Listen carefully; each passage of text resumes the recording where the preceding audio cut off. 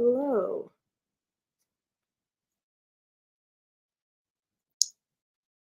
Right. We will get started doing some reading sprints in a little bit. We'll just get chatting first. So if you guys are joining, what are you reading? So I'm reading The Mad Ship by Robin Hobb, and I'm stressed because all of her books are stressful. I'm also streaming on both YouTube and TikTok. So just know that. If I'm looking in one direction, it's because I'm looking at the other platform. So yeah, let me know what you're reading and what your goals are for today with sprints and stuff. I'm on page 279 of like 900. So I'd like to get like at least 100 pages read. I read a little bit, or like 20 pages before this, earlier in the day. So gonna try to read about 100 pages tonight, if not more. Like, in my heart of hearts, I would love to finish this, but I'm actually not going to finish any of my like super long books for Tome Topple. I actually started reading 2 books over 500 pages right before Tome Topple and finished them during Tome Topple, but not uh, like as Tome Topple books since I started them before. Uh, and that was The Second Sister by Lyndon A. Lewis and Words of Radiance by Brandon Sanderson. So I did that, and then I jumped into this, and then I had to reread Fevered Star because I wanted to read Mirrored Heavens for this. So I'm currently reading Mirrored Heavens on audio, but I'm not going to finish that either during Tome Topple. But it's fine. It's all of it got me reading bigger books. It just wasn't within the actual time frame I needed to. So would I love to finish this in the next like 3 days? Sure. Will I? No. No, I won't. As much as I would love to. So yeah. Chaos is rereading Airfire. Nice. Kate is reading Leviathan Wakes. I actually just started watching The Expanse, the show, and it's very fun. I really like it. Reading The Spear Cuts Through Water. That's a heavy one. This will be my 3rd book for Tome Topple. Wow, good for you. Oh my god. Reading The Will of the Many. I've heard that's really good. I know The Will of the Many is like fan favorite right now. But 400 pages into Assassin's Quest, another Robin Hobb. Oof, it's rough. It's rough. Currently reading The Radium Girls. I have heard about that.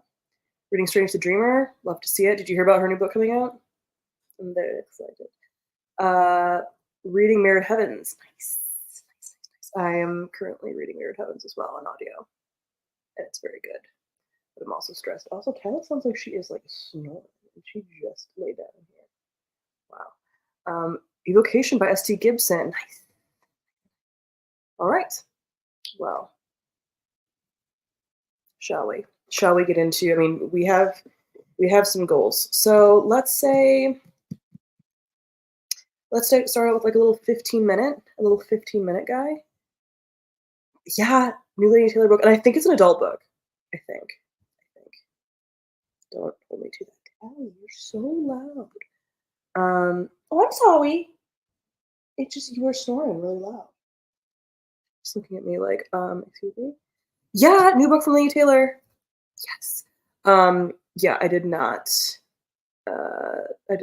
know that anything was coming out. And one of my friends texted to me, and apparently it's like next year, I want to say.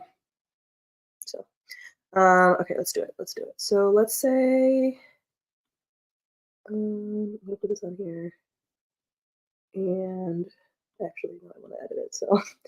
So if we do 15 minutes, math is end at 25. Oops. Typing on my laptop when I'm doing that is very funny. Okay. What's that?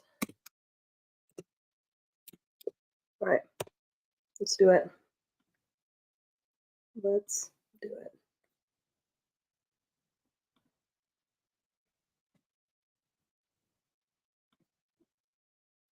Where did I play music last time? Oh, here we go.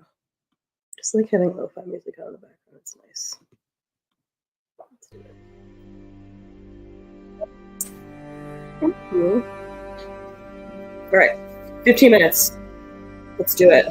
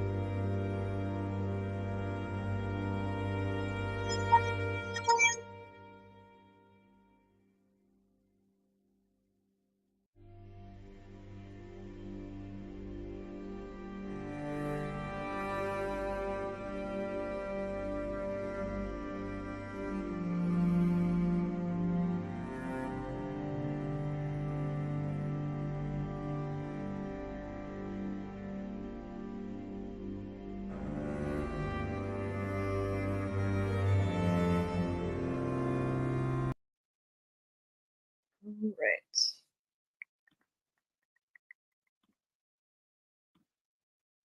Take a little break. How many pages did I get through with that? What did I start on? 70, yeah, 79, like 12 pages. Usually I read a page a minute, so the fact that I can't with a Robin Hood book kind of sucks just because they're like longer. And yeah, it's a little bit harder to like read quickly with some of these, but that's okay. It's not important to read quickly. It's just important to enjoy it. So, reading Taken by Touch and Torment, reading One Day by David Nichols. Okay, after about 20 pages. Nice. Nice, nice, nice. I'm like slightly tempted. I keep like avoiding this book. Not because I don't like it. Just like it's tough. I've been listening to Mirrored Heavens and then reading or playing Call to the Lamb or like playing video games in general. Um, so I'm tempted to do that a little bit, like switch back and forth. But I want to get more out of this. Like I need to get more out of this. So, not doing Tome Topple, just want to join the sprint. That is totally fine. Reading Mr. Impossible by Maggie Stiefvater. I didn't even know Maggie Stiefvater had like books still coming out. I have been not keeping track of her since the Raven Blade. Or maybe a paragraph because my brother decided to read the sprint, but he had to tell me about a book he just finished. Valid. I feel like as I read more, I become a slower reader. Okay, kind of same, a little bit. Not necessarily slower, but like the more I read, the more my reading comprehension seems to go down. Like I had such immaculate reading comprehension when I was younger, and now it's like, oh, a book I read 2 weeks ago. Like, what was that about? Like I had to reread Fevered Star. This was actually like super bad. I mean, Fevered Star came out in I think 2022, so like maybe this is understandable. But I had forgotten like almost all the plot of that book. Like so many like twists that I was like, "Are you serious? What is going on?" So yeah, I'm glad I reread that. And I mean, I reread Way of Kings this year before I read Words of Radiance, and I hadn't forgotten as much of that. Still glad that I reread it. But I want to read the second book in the God Killer like series, and I read God Killer like earlier this year, and I'm still like, should I reread it? I don't know. Have you read Fourth Wing? Yeah. I don't like Fourth Wing. So I'm glad you like it. A lot of people like it. I will not read Iron Flame. I did not like Fourth Wing enough to continue. Um, I think that there's way more fun dragon books out right now. Highly recommend To Shape a Dragon's Breath. That book is amazing by I think Moniquil, I think is how you pronounce her name, Black Goose. Love that book. And then also So Let Them Burn, I think is the other one that I've read recently that's also like a YA. Not spicy, but yeah, I was into the Rebecca Yarros books. So you said you're also streaming on Twitch on what channel? So I haven't streamed on Twitch in forever, but I have Thoughts on Tomes is my Twitch name. But I will probably be returning to Twitch for um, when Hades 2 fully releases. I do not play games in early access. I refuse to do it.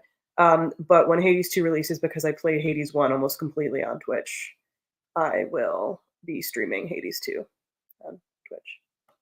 So, yay. I'm hoping to finish Crooked Kingdom after all these years. Nice. Nice. I'm going to start The Way of King today, but just finished Dark Age by Pierce Brown. I need a breather from the tomes. That is valid. Yeah. Part of me was like, after I read Words of Radiance, I was like, should I just like hop right into Oathbringer? And I was like, maybe just don't. Maybe take a beat, you know? I'm at about the same place in Mad Ship and had to take a break. My goal is to just finish it at some point this summer. It's amazing but really intense to read. Yeah, I'm gonna keep pushing through it. Not pushing. It's not even like it like I just got to summer in this book. But it's just like I know that there are people planning things and I'm like none of them are gonna go well. So DNF, Assassin's Apprentice, and that's so valid. That is so valid. I read the what's the name of that first series? The whatever that one, Farseer. There we go. I read the Farseer trilogy like years ago just to get to this series, and then took years between that one and this one to get to this series because that series was such like a slog. Um, I liked the first book and the second book a pretty decent amount actually. But like it was still just not like I wanted to read these.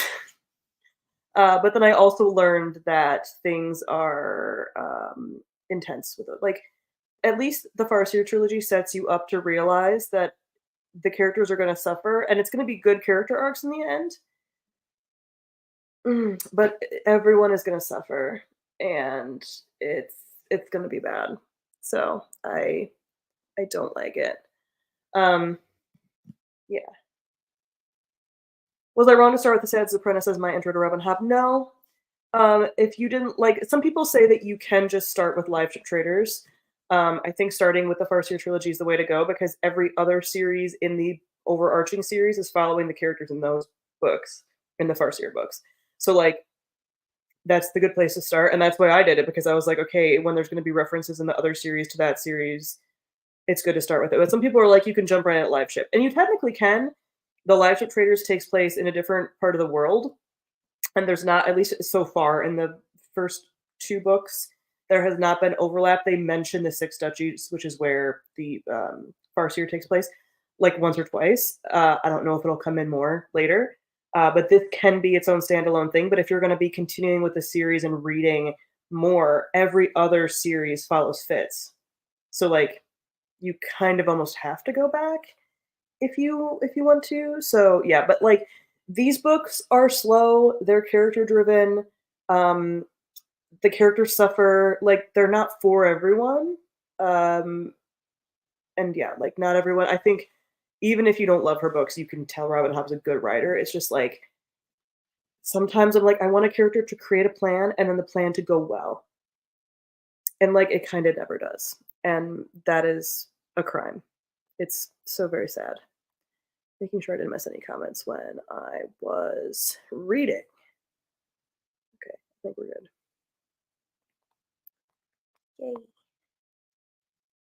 Yay. So yeah. Anyway, speaking of reading, should we get oh look at I'll avoid my reading by answering the question.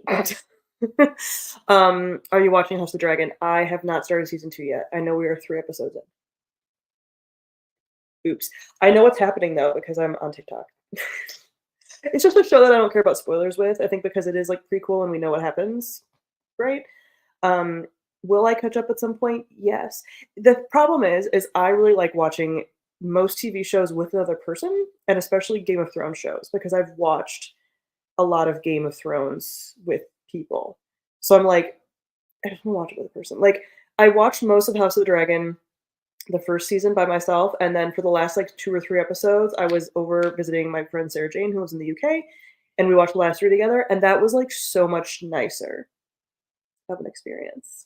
Like it's just what I want to be doing. So yeah, will I catch up? Sure.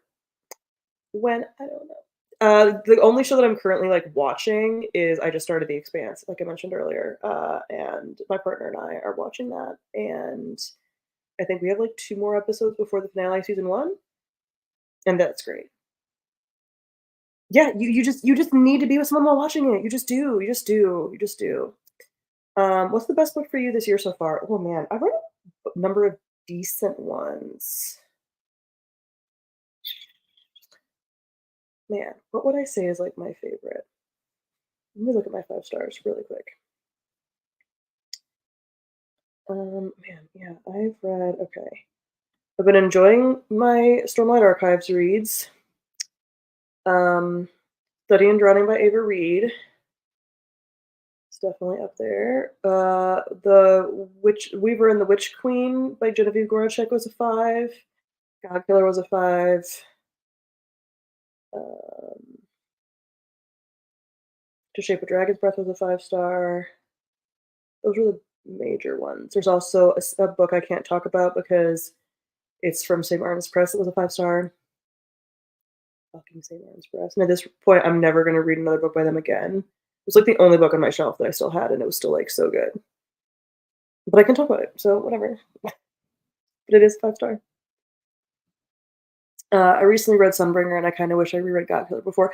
Like the thing is I think I literally read Godkiller in like March or April, and I also have a terrible memory. Like I remember some things, but it is a short book. But I'm like, I literally read it this year. Like, what is happening? So I don't know. I don't know. We'll see. We'll see if I want to, because I feel like reading it that recently, it should all come back to me, right? Would certainly fucking hope so. Last book I read was The Tempest of Teen Ooh, that book looks good. I want to get to that book. That book looks really good. Did that book put you in a reading slump because it was so good, or was it just the last book that you read? So I'm curious. I'm very curious. Look at me just like being like, let's keep yapping because I'm stressed. Like very few books. See, the stress that I feel with these is really interesting because another series that I was really stressed out about was the Red Rising books. But I'm stressed in like a way that I have to keep picking them up. This one is like that's stressy. This one's depressy. Like I just have to be like, no. But I have to keep reading also. There's also like so many characters in these. Anyway. I just finished The Longest Autumn last night and I was so disappointed. What's The Longest Autumn? I don't know if I've heard this. I feel incredibly out of the loop in some ways. It's God Killer Duology trilogy, actually. I think the third book is coming out this year. I think. Is that true? I think. But the books are like nice and short too. Like they're not chunkers, which is great. I love it. Just the last book that I read. I've been busy to read this year, more lazy. Actually, valid. That's valid. I've definitely been reading audiobooks slightly more, and I just got a Steam Deck. So I have been playing the Steam Deck a little bit more, but reading audiobooks. So I think that it's a good way to go. Any fans of Matt Haig? I have not read any Matt Haig books. He's the one that did the I can see the cover. There's like a apartment building on the cover, and it's about depression, right? Can confirm Red Rising is stressful. It's so stressful, and I don't know if I'm going to continue with that series, because I read the first trilogy and that was fine, and then people said that like the next parts of the series, the trilogy, get like even more stressy and like bad things happen. Do you guys want to see the cat? It's a kitty. You're perfect. Saw an author show his whole 12-book series, and I want to get to that. Oof. Midnight Library. Thank you. Oh, it's so good. Anyway, okay, we should start reading in garden. Okay, it's fine. So should we do like a 30-minute sprint? Should we? I know, isn't she so loud? Oh, she's so perfect. Oh my goodness, with her purring. This is a cat that if you like look at her, she purrs. Like I could hold her up in the air like Simba and she'll purr. Oh, you're so perfect. Oh, look at you. You're so good. Yes, thank you. I don't love that. Okay. Should we do 30 minutes? What do we think? Should we do 20, 30? I feel like we should do 30 so we can get like a decent chunk read. But you guys tell me. Oh, I'm getting a speaker.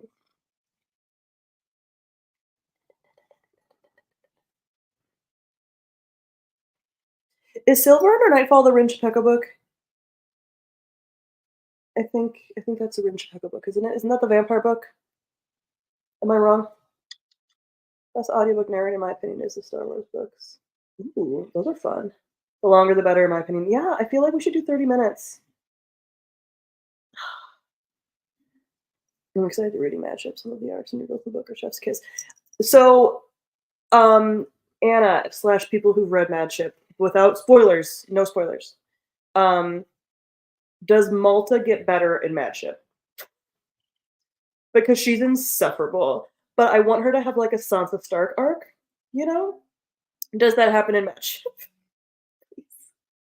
Because I need it to. And if I have to wait until the last book in the series, I'm gonna scream. So, what are you making me for? I don't want it. Okay, yeah, that one is Rinch Becca. She's Sansa Stark, but better, to be honest. Oh my god. Okay. Does she get and it happens in this book. Thank God. Okay, oops, there's fireworks. I don't want my dog to bark. Shh, I know, I'm sorry. I'm sorry. Shh. Quiet. It's okay. It's okay. Oh, yay, happy. Yay, it's okay. She's like really looking. It's okay. Oh.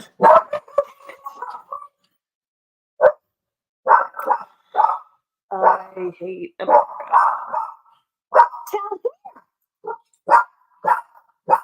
That is very loud. I'm sorry. Hey, no. Oh my god. Come here. No.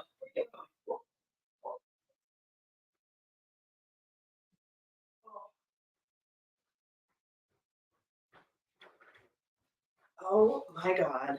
Oh, it's very upsetting. Stop it. Look at her little face. It's okay. You look crazy. You look crazy. I know, it's scaly. And we don't have anxiety medicine for you. It's okay. Hey, how about we just like chill out and cuddle? Oh my gosh. She's heavy. Okay. Malta had me ready to fight a child. Yes, but her arc in this book is so good and it continues to trip her destiny. Thank God. Yes, because I literally was like, I want to punch this girl in the face. She's the worst. But she's not as bad as her father, who is like the most despicable person in the world. I hate him. Look, are you scared? Oh, are you so scared? I know, I'm sorry. Yeah, she has candidate. Yeah, she's gonna be losing it. Thankfully for 4th of July, I'm taking her out to my friend's house in the suburbs, and I'm hoping there's less fireworks in the actual city. There's fireworks constantly. And like I absolutely am someone who's like, fireworks should not be a thing. Like they just shouldn't.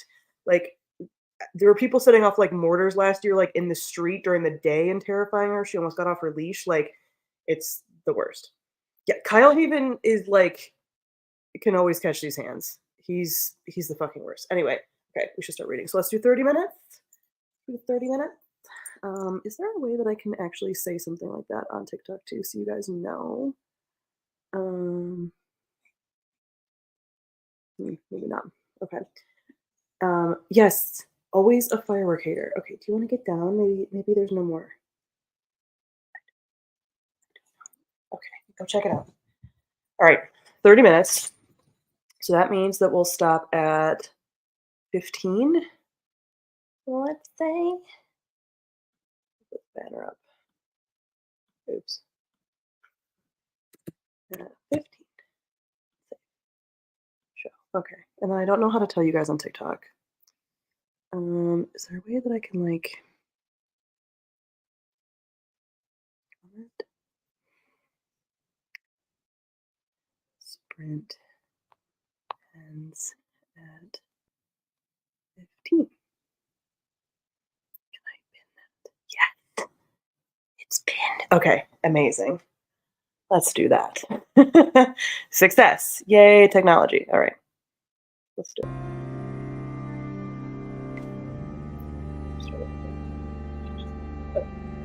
We're doing it.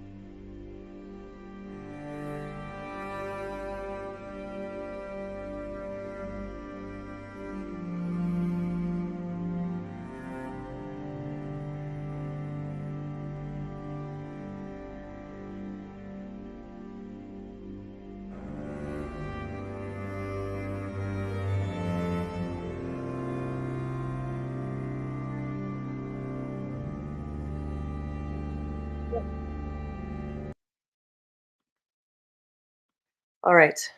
How was that? How many pages did you guys get through? What did I stop at? Something 70? No, it was like 90 something. Right? Yes.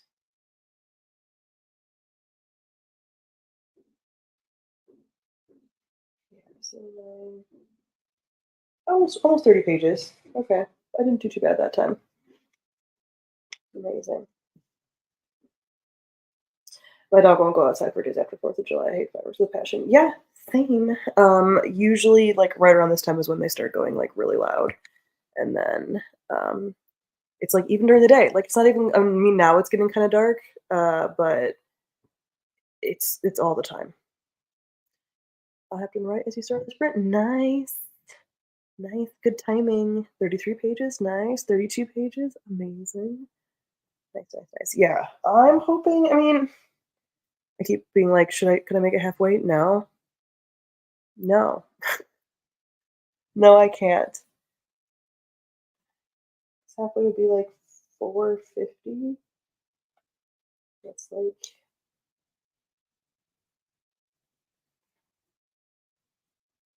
here.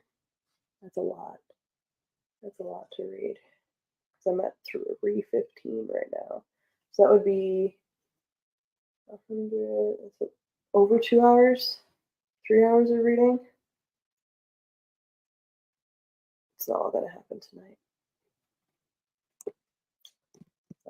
What's one book that you think is a must read for anybody that you recommend? I don't have any books that I think are must reads for everybody, because books are subjective. So there's like truly not one book that I'm like everyone must read this and everyone will like it. Like, yeah, I don't have those. I mean, like I would love everyone to read The Night Circus, but like a lot of people aren't gonna like it. It's not for everybody. Most of my favorites are like very much not for everybody. Hmm. Maybe like the Broken Earth trilogy. Maybe. But even that, like, not everyone's gonna be into. Um, I'm an OG sub on your YouTube. Nice. Hello, welcome. I was just talking about people that like. I made a thread and a tweet today that was like the weird dynamics of parasocial relationships and the fact that I've been doing this for almost 10 years. Well, no, literally 10 years. Like today, I think. I started my YouTube channel 10 years ago, either on like the maybe the second, third, or fourth. I don't remember. It was like right around the beginning of July in 2014. Wild. A decade. A whole decade. I cannot handle that. Anyway, I'm gonna be doing like a ask me anything Q&A thing to kind of like celebrate that soon. But I was talking about parasocial relationships and how it's like so weird that like there are people throughout those 10 years that I've like talked to and like have left comments and whatever. And so those people are just like gone. Like not dead. Like just like not on the internet anymore, not watching booktube content anymore, not watching me anymore, whatever it is. And it's just like, what? Like, I don't know. There's just something like weird about that to me that like there were people that were a very big part of your life, even this like parasocial context, and then they're just like gone. I know that was loud. That was loud. I always watched your Gush series back then. Nice. Yeah, I haven't done a Gush in a minute. I don't gush as much as I used to. I do miss that I used to do reviews and then gushes or gripes. But yeah, I feel like now I don't feel quite as strongly about books in either direction necessarily. I don't know if that's completely true. Maybe one day there'll be a book that I will be like, this is gush or gripe worthy. I appreciate your content. I always try to watch your new videos. Well, thank you. I love that. Um, yeah, I've actually been trying to think of like ways to continue to foster community because that's my major focus these days in online spaces even is like ways to foster community. So I've actually been revamping some stuff on Patreon for that a little bit. So if you want more content, like if you want reviews of every book that I do and stuff, that's on Patreon these days. I do auto reviews. I'm doing a lot of my like witchy stuff is on Patreon. Some of that, but I'm still trying to think of like ways to translate like online community to in-person community, or ways to replicate the feeling of in-person community, because community in person is important. Not that online community isn't important, but like I just said about like the parasocial thing, like you can have community and it be like so transient. Um, so yeah, I don't know. I've been thinking a lot about that. A lot of my it's because a lot of my stuff outside of books has been very like community focused these days. I'm currently trying to do like a co-living situation with friends, buying property with friends and living within 5 minutes of each other. I also plan on starting a co-op for my business, making my business into a co-op within the next year or two. So like just community mindedness has been like very front and center for me. So it's been a minute since I've had really strong feelings about a book. Yeah, like that's it's just I don't know. The society has downtrodden us so much. Like, so, yeah. Remember 2014, Sam? Oh my gosh, BookTube is so different now. Truly, truly. Kind of miss all the random stuff. I miss the tags. I miss the hey. I miss the I feel like community building was a little bit easier back then for some reason. I don't know. Nostalgia. First video I ever watched was about Gideon the Ninth. Oh my gosh, I love that. When we all change at some point, I'm new on this platform. I'll check your content here anyway. That's lovely. Thank you. Yeah. I mean, yeah, it's just people like move on. I know a lot of people that like were really active on BookTube back when I first started are not anymore. Like it's just the way that it is. But yeah, it's like a transient thing. Would it be possible maybe if you could do interviews with authors? That would be cool. I probably could, but interviews with authors don't get a lot of traction, honestly. And I like interviews, but the like trying to do that is and like coordinate logistics of all that can be really challenging. We will do more author-based stuff on the BookNet Fest podcast. So in case you guys don't know, BookNet Fest has a podcast for between events called BookNet Pod, uh, and there will be authors on those podcasts. So genuinely think I'm still recovering from using reading as an escape in 2020. So I still love reading, but I also haven't loved as many books since then. Valid. Valid. I think it also comes with growing up. I'm not as obsessive with my interests as when I first started reading. But also valid. Or like you're just reading, you've read so much that things, like for me, it's like since I've read so many things, it takes a lot for a thing to like super, super stand out in a way that they may have used to when I first got like really into reading, like from like BookTube and stuff. Yeah. And we do have the fur babies. The dog is on my legs. The kitty is right here. Oh, she's so perfect. Are you so perfect? What are you doing? Yeah, I even was thinking about like don't necessarily have using reading as an escape in 2020 that I'm recovering from, but I think using content as an escape in 2020 is what I'm recovering from. I was thinking today about how like I feel like the pandemic ruined content creation for me. In a lot of ways because it became like too it was all that I did. It was like it was already such a big part of my life before the pandemic, and then with the pandemic it became even bigger and like my only social outlet like so many people. And then I feel like a lot of people then expected that level of engagement to continue once things started like opening up again, and it's impossible to do that because the world wasn't shut down anymore. And so there was a lot of like that, like the 2021, 2022, 2023, maybe even more like 2022 and 2023. There was a lot of like felt like weird upheaval with like communities and like the ways in which people were like expecting things, like, and because I was like super super active, so many live streams. I mean, I was already really active before the pandemic, but like I did a lot more live streams. I started Twitch, and it felt like when people weren't getting that same level of engagement because just like again you don't have the space for it, people got like a little like mad and resentful in a way that was like, okay, well, like this isn't fun. Like I did that because I had the time to do that at the time, and I don't anymore. And like and so that's when I've like used the last year especially to really like zero in on what I still want to do with content. Like I obviously still like doing it, um, but it doesn't feel like an obligation really anymore. And I don't want it to. And it's a very small part of my life now, so it's such a huge part. But so many people do need to touch grass. And I feel like a lot of times people weren't even there were some people that did voice just like like you've dropped off or whatever, and it'd be like, I've gone back to what I was doing before the pandemic, and like it's not really dropping off. Um, but even just like in sort of expectations, um, yeah, it was just like you sort of couldn't recover from that. I know a lot of people started making content in 2020, and it's like good for you because you just started all of that, instead of and you're just getting going versus me where I was like, I feel like it didn't kill it, obviously, I'm still doing YouTube and TikTok and whatever, but, like, it sort of, like, burned me out after that a little bit, I think. And, like, again, having done all this for 10 years, things have to change inevitably with, like, the ways in which you engage with content and things, and I definitely think I'm in a healthier place than I used to be. There are times that I still miss, like, knowing everything that's going on. But like I think that my mental health is better for not being like wrapped up in everything that's going on in the book community like all the time. So yeah. You and Reagan have been doing this for so long. Yeah. And Reagan's been doing it longer than I have. Like Reagan has been doing this since I don't know, like at least 3 years before me, I want to say.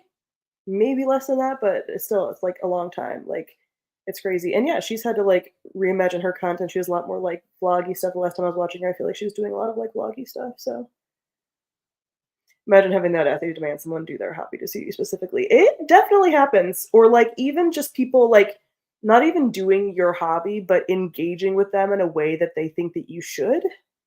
Um, that definitely has popped up, either in comments or like even in Patreon, which like Patreon is its own weird like in between thing because Patreon is like, yes, someone is paying to support content, but I don't have a Patreon set up to where like someone's paying for something. Like I'm not making art for someone or whatever. So it was kind of like it had gotten to a place a little bit in 2020 that like was where people almost were acting like they were paying for engagement a little bit. And it was like, guys, like the your Patreon is supposed to be just like supporting a creator. And at that point I've been doing like all of the online stuff for like 8 years or so. Um, and it was like, not enough engagement where it was like, this is not my job. Like, and people be like, yeah, but we're like supporting you financially. It's like, are you supporting me to be your friend or talk to you? Like, I get Patreon being a way to be closer to a creator, but like you inevitably are from being in their Patreon and like voting on stuff and whatever the perks and stuff were. It's different in every community. But the like, you should be talking to us more was also just like weird, weirdly parasocial. I don't know. But, like that was a weird thing that happened too in like 2022 where I was like, what the hell is going on? Like, odd. Off the top of your head, what's one book you bought because of book talk? Um, what's a book that I bought because of book talk? Specifically. Well, nothing that I've bought, but maybe a book that I've read because of book talk. Well, a bought implies like it sounds like your question is like a book that you've actually liked because of book talk. A lot of things that I learned about mostly from BookTube. Um,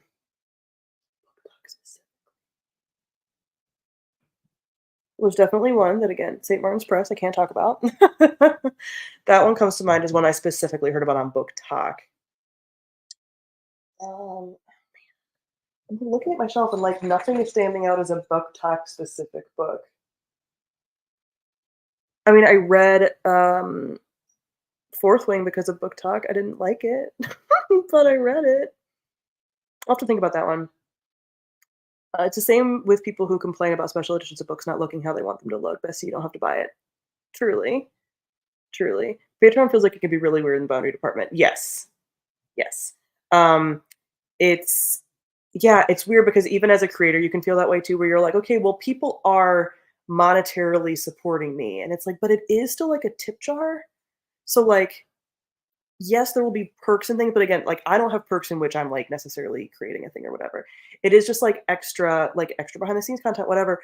But it is like I think there are definitely some people who feel more like, well, I'm paying to be closer to you. And even in conversations that I had, there's a specific instance I'm thinking of, but like even in conversations that I've had with people over the years, it sometimes has been like the self-awareness around that can sometimes be a little blurred too, because people be like, no, no, no, I'm not necessarily doing that. And it's like, well, you kind of are. Like you kind of are saying that like I need to meet a certain expectation of engagement with you. And again, that's if that's true, that's fine. And then like, and if I don't do that, then you can leave. But it was like a little bit of like, if you're supporting a creator monetarily, they don't necessarily like owe you. It's our weird, this is gonna sound like so woo-woo to maybe some of you, but like the ways in which I even think about some of that now too, and I was already thinking of it back then, but again, this community minded thing is like very top of mind with it. Is like if you're supporting like an artist or something, they don't owe you anything. But I think the way that we think of in like sort of capitalist society is like, you're using money to purchase something instead of just like supporting someone. Because like support, even in like a Patreon context or a subscriber or like whatever, can be just supporting their past, present, and future content. And especially someone like me who's been doing content for like a decade. It's like, why do you think that you're putting in money to then get something? Because when I think of like, I'm kind of talking about this off the cuff a little bit, so I don't have like perfect words for this. But when you're thinking of just like supporting a community, I do think that there are ways that we should be not always necessarily thinking that community support like that or support of artists. I don't consider myself an artist necessarily, but I'm a creator of a thing, and someone could argue that that's artistic in some way. Um, shouldn't necessarily be for then the production of a specific product. I don't know. There's more that I could get into here, and maybe I'll make a Patreon post about it. But like, it's it's uh, it's interesting with some of that where I'm like, yeah, like I've definitely supported like podcasts and stuff in the past where I haven't necessarily invested any of the perks on my Patreon or something. I'm just using Patreon as an example. It's just what's top of mind. Um, but I've supported those podcasts just because it's like, hey, I appreciate like all of the episodes I have listened to, and I don't need new episodes or any of that. Like, I'm giving some financial support for a minute just to be like, as a thank you for previous content, you know? I know not everyone uses it that way, and that's fine, but that's just like the way that I think of it. So, I got back into reading in BookTube, Book Talk in 2020. I'm already kind of tired, so I can't imagine being in it for longer. Yeah, a lot of things can be real redundant with book community stuff. Have you read the Shadowry series? I've read the original trilogy. I have not read past that. Some people are so quick to think they've been conned out of money that they willingly parted with. Yes, Jess. And like conned how? Like again, when it comes to something like Patreon, it's just supposed to be like, hey, you get again more exclusive content, or you're again just supporting the content in general or whatever. And yeah, people do still feel like a and the thing is with my Patreon, I think the highest tier that I ever had, and not everyone was a part of this, but I think when I had the highest tier ever was like $10. I had very few people, $10 a month. I had very few people doing $10 a month. Most people were doing like 3 and 5, or even $1 a month, which money is money and whatever. But to me, and my community is mostly consisting of people that are like my age or maybe a little bit older. So like 20s and 30s always. So people that like understandably are probably going to be having a career, whatever. So $3 or $5 a month is like not a ton of money. like like you're not like yeah, you're supporting me or whatever, and I'm like grateful for that. But as far as like an expectation of something that they would be getting out of it, it was also very weird to be like $3 and you expect like all of this like work or like emotional labor or whatever. It's like that's weird to me. Which is why these things are such like small amounts and whatever. I know there's some Patreons that will do like you know, charge per project or something. So if an author writes a book, you contribute like 50 bucks. And that's like a little bit more like, okay, that is like a product that you're doing. But for just like this sort of like tip jar thing, again, like $3 or $5, that's a tip. That's just a tip. Um, so yeah, you're not paying for friendship, you're paying to support. Exactly. But then yeah, people get really upset. They'll be like, well, I don't think I'm paying for friendship, and it's like, but again, you kind of are implying that you think that you are, or that you're entitled to more, like, engagement than you're getting. Um, yeah. Patreon feels like some people join to pay you to be your friend, which is the ick. Totally, totally. Or just, like, to have more access to you, which part of it is that people have more access to you, but it shouldn't be in that weird, like, obligatory way, or like, oh, I have to like, because at one point in 2022, I was pretty worried that like, if I'm not on my Discord enough, or if I don't respond to someone enough, like they're gonna get mad at me. And some of them did.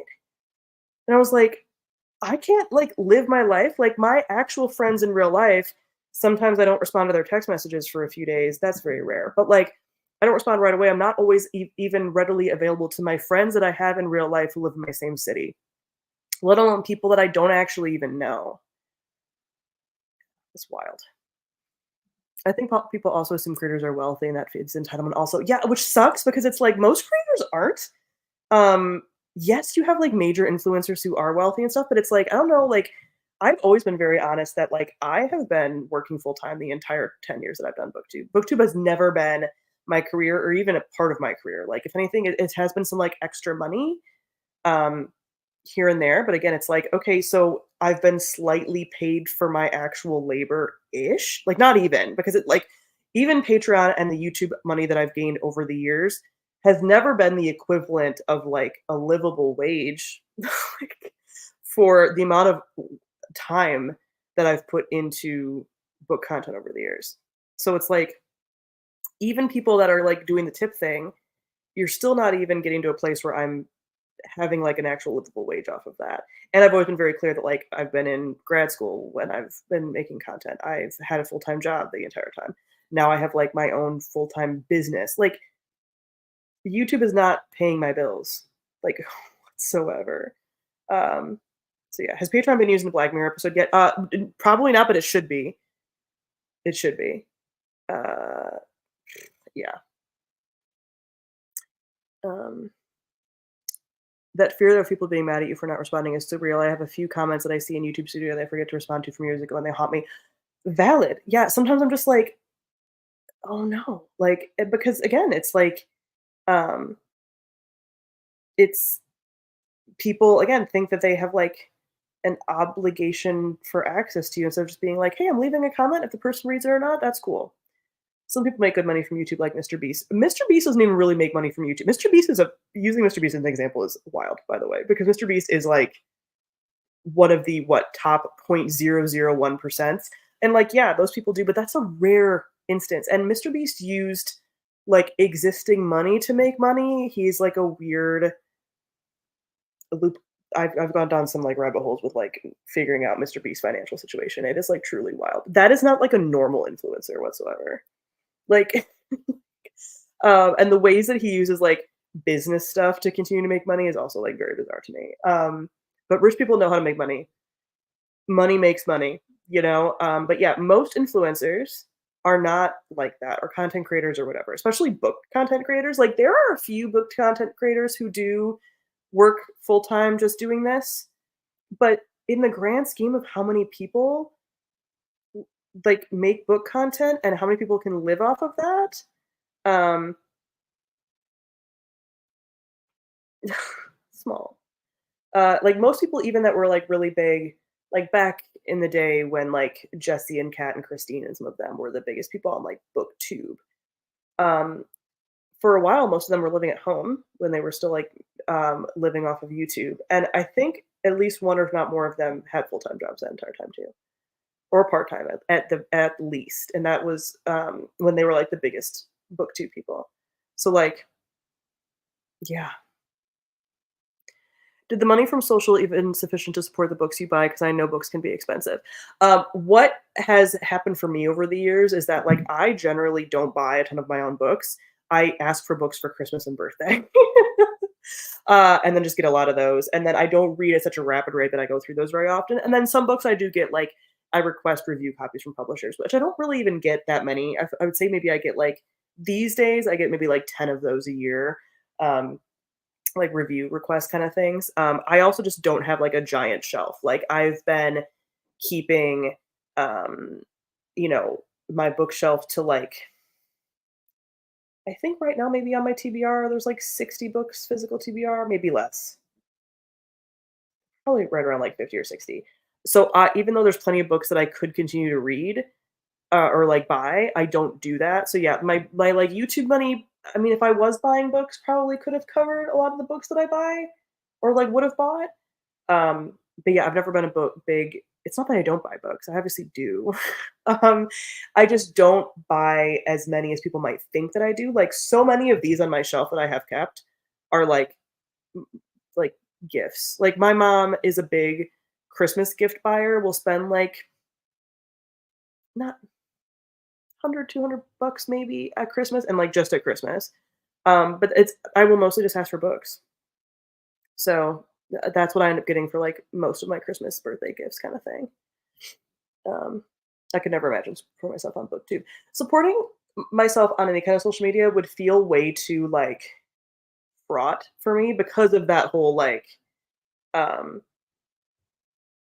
the obligation to other people, the like this could change at a moment's notice. Like what's so nice about my current job, even though it's very stressful to be like in private practice and um, like uh self-employed and all of that, is I work in mental health. I will always have a job. And I'm my own boss, so I won't lay myself off. That is very nice to not have to worry about that. Being like social media and something being able to like change on a dime, a platform going away, like an actual like app or something like YouTube or TikTok or whatever going away, or the just the winds changing and people not being as into your content anymore, the types of content changing, and the money just being gone. I can't imagine. Like, I can't even imagine working in tech. Like, I have a lot of friends that work in tech or like normal office jobs, and it sounds way too stressful for me. Like, I literally could never. And I know that's like a normal, yeah, I know that's a normal thing, but like, ugh. Becca uses BookTube as her full time job, but she also has a partner slash dual. Becca. Which Becca? I'm also like so behind on like who's who on BookTube these days. Um, It's so freeing when you reach that point as a reader where you realize you don't need to own a book to prove you've read it or liked it. Exactly. I mean, in the last handful of years, especially like the last like 5 years, I've used the library like so much more now too. Like I listen to a lot more audiobooks. I mean, I have listened to audiobooks for a while, but I feel like in the last handful of years, so much of what I've done has been like borrowed. Like, let me see right now. If I go to my spreadsheet, what's my stats for borrowed books this year versus owned? Boop, boop, boop. Yeah, 39% of the books that I've read so far this year have been borrowed from the library. 53% already owned. And I'm saying 7% bought, but I don't know if that's completely true. Because usually when I put bought in the column on my spreadsheet, it's like bought at one time, not necessarily like this year. Back in the books. Okay. Yeah. Yeah. And like again, yeah, having a partner, dual income, whatever, like, sure, I guess if I had a partner that I lived with and that covered like half of my expenses, I could maybe and like hustled again to make a ton of content like I used to when I was like peak content making. Like when I was making the most money from YouTube was probably 2019, 2020-ish. Could I have afforded to like live off? No, I would have probably still needed a job. Yeah, I probably still would have needed it at that point. But closer, right? Um, not gonna lie, even though I've been online for a long time, it's sometimes still tough for me to tone down the parasocial behavior. I think we all do it, to be honest. Do you ever have to worry about your content affecting your employment or schooling? No. One, I'm self-employed. So even in the past, no, really. But yeah, self-employed. And then yeah, schooling, like I was never, especially with books, like sure there might have been scandalous topics within books that I would have maybe talked about, but they it was never something that I felt like someone could have gone on and like seen and been like, oh my god, like you're gonna get fired, you're getting kicked out of school. Like that has never been a threat for me because I feel like book stuff is still, I mean, and it is seen as like academic, so like it's never been a problem. If anything, it's like helped with stuff like work because like ever therapists that had to switch to telehealth during the pandemic, during like the quarantine part of pandemic, struggle because they didn't know how to talk to a camera. I do. So it felt like so much more natural for me and like doing like live streamy type thing and whatever, um, that I didn't have to worry about it. So yeah, thankfully that's never been an issue for me. It seems like people that do it full time also have dual income households. I feel like it would be harder to do full time with one stream of income. Yeah, I mean, now that you're saying that, like I feel like a lot of people that I do know that do it full time are partnered and have like nesting partners. So I borrow books online from my local library. Yeah, I do that all the time. I use like Libby a lot. To be fair, Becca also has a candle making business too, right? A lot of booktubers still do other jobs on the side, like freelance writing and freelance social media. Totally, totally. What's the longest book you ever read and how many pages? And they're also asking that in the chat for other people to answer. Longest book, I mean, probably one of the Brandon Sanderson books, like 1,200 something pages. It's probably the longest book that I've ever read. Yeah, like 12 or 1,300 pages, I'd say. Just, what's he doing? Oh, have you guys seen him? I don't think you guys have. Look, Binksy. Oh, he had the. This is not the purring one. This is the other one. Should we do one more sprint before we log off? Should we do that? I think we should. Okay. Okay. Should we do? No, not you. 20 minutes to round it out. Should we do that? Isn't he so cute? Yes, he's such a good boy. Okay, so if we do 20 minutes, that'll be at like, let's just round it up a little bit. So that'll be at like 10 after. Let's say like 10 after is what we'll do. Let's do it.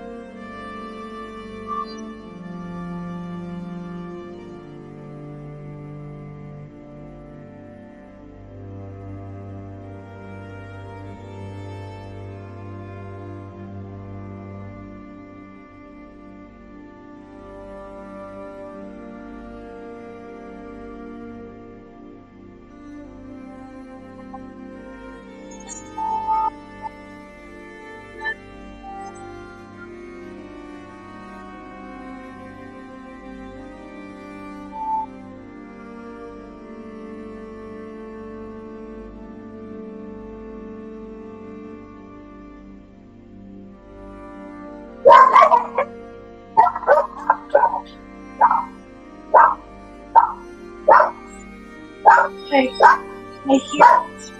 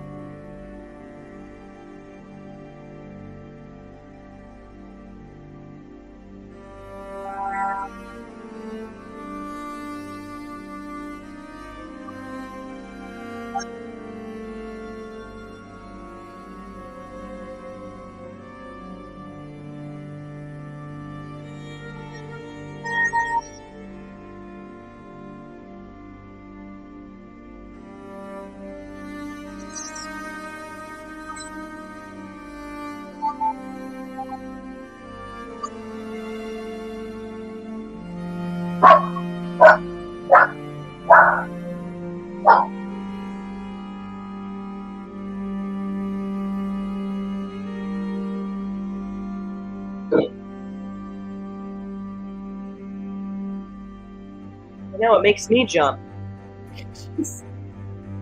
Look, it's so pretty. Leave down.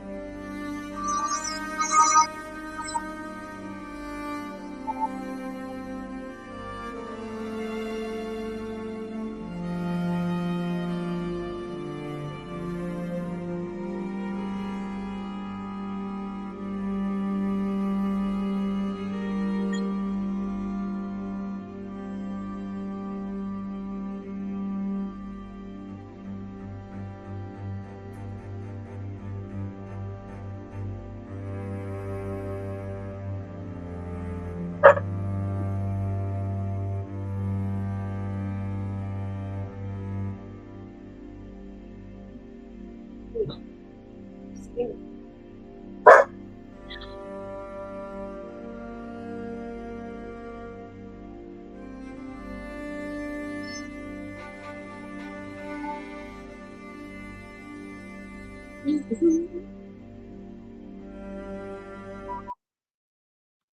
All right. Hello. So, in total, I mean, that time I read, let me start, 20 pages? Did I read exactly 20 pages?